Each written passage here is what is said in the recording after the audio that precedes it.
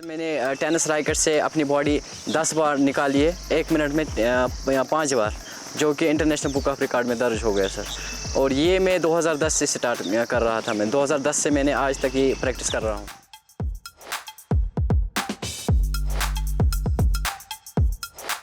हिंदुस्तान के ज़ेर इंतज़ाम कश्मीर में बोन कंटोशन आर्टिस्ट सैम हैदर ने इसी टेनिस रैकेट से एक ऐसा कारनामा अंजाम दिया जिसने सबको हैरान कर दिया। एक्चुअली बोन ब्रेकिंग मैंने वीडियो एक देखा था फिक्शन का, और वो आर्म कंटोर्शन करता था। उसके बाद मैंने भी सोचा मैं ये करूं, तो देन उसके बाद मैंने ट्राई की। 1-2 महीने के बाद मैंने ये आर्म कंटोर्शन किया।